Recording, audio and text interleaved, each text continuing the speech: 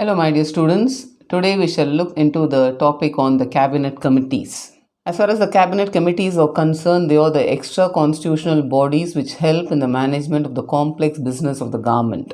And these committees draw their roots from the Indian Council Act of 1861 that came into force during the time of Lord Canning, who introduced the portfolio system and the Executive Council of the Governor General.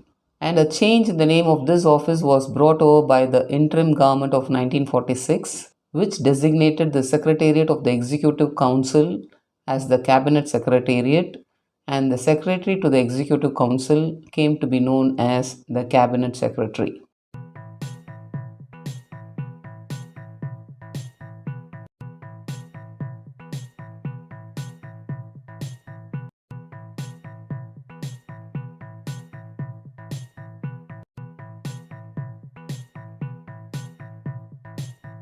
The functions associated with the Cabinet Secretariat went through a transformation to form an organization and were handed the responsibility of carrying out effective coordination between the ministers.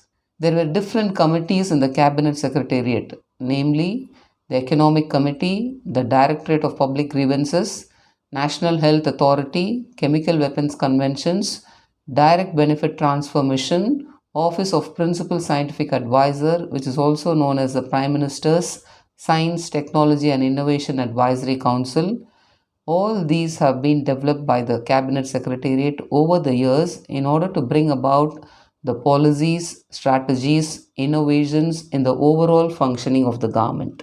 Coming into the traits of the Cabinet committees, the Cabinet Secretariat works directly under the Prime Minister of the nation, but the administrative head of such a secretariat is the Secretary of the Cabinet, who plays the role of the ex officio chairman of the Civil Services Board. The focus of this Cabinet Committee should be given to the business that is allocated to the Secretariat under the Government of India Allocation of Business Rules 1961, which includes secretarial assistance to the Cabinet and Cabinet Committees and the rules of business. The features of the Cabinet Committees are: they are extra constitutional by nature, as no provisions have been incorporated in concern with these committees in the Constitution of India. The Cabinet committees are given shape by the Prime Minister whenever he feels the need for the formation of the same. Generally, the membership of the Cabinet committees ranges from 3 to 8. The Cabinet committees are generally of two kinds, namely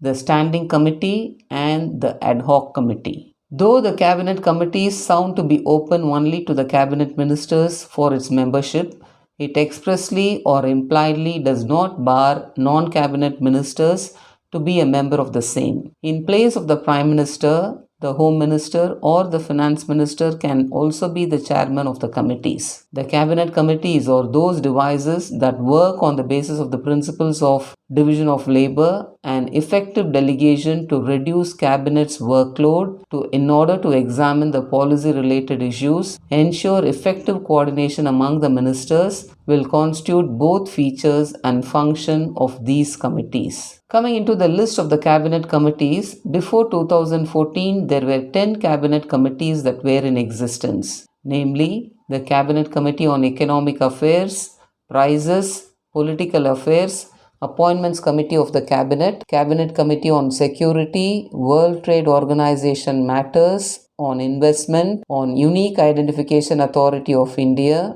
Cabinet Committee on Parliamentary Affairs, and the last one, the Cabinet Committee on Accommodation. Among the 10 committees, 4 were discontinued during the year 2016 and incorporated within other committees, namely the functions of the Cabinet Committee on Management of Natural Calamities came under the Committee of Security under the Cabinet Secretary. The working of the Cabinet Committee on Prices came under the Cabinet Committee on Economic Affairs. The ambit of the Cabinet Committee on Unique Identification Authority of India came under the scope of the Cabinet Committee on Economic Affairs.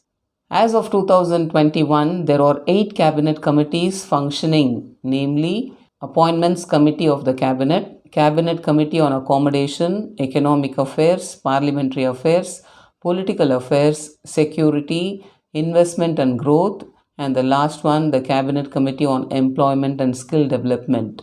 The four significant cabinet committees are: the first one is the Political Affairs Committee, which deals with all policy matters pertaining to domestic and foreign affairs. This committee is being chaired by the Prime Minister, and this is the most powerful and familiarly known as the Super Cabinet. The Economic Affairs Committee directs and coordinates governmental activities in the economic sphere, and it is also chaired by the Prime Minister of the nation. The Appointments Committee decides all higher level appointments in the Central Secretariat, public enterprises, banks, and financial institutions. This committee is also chaired by the Prime Minister. And the last one is the Parliamentary Affairs Committee, which looks after the progress of the government business in the Parliament. And this committee is alone chaired by the Home Minister. Coming into the role of the cabinet committees, they are an organizational device to lessen the enormous workload of the cabinet. They facilitate an in-depth examination of policy issues and effective coordination. They are based on the principles of division of labor and effective delegation. They not only resolve issues and frame proposals for the cabinet's consideration, but they also take decisions. The cabinet can, of course, review their decisions. I hope you would have understood the role of the cabinet committees in the Government of India. Coming to the conclusion, cabinet committees have played relevant roles in guiding the cabinet and its ministers in the process of handling the largest democracy of the world. In order to ensure transparency among these committees, it is the government that must take due responsibility for the effective working of the executive wing of the government. Thank you very much.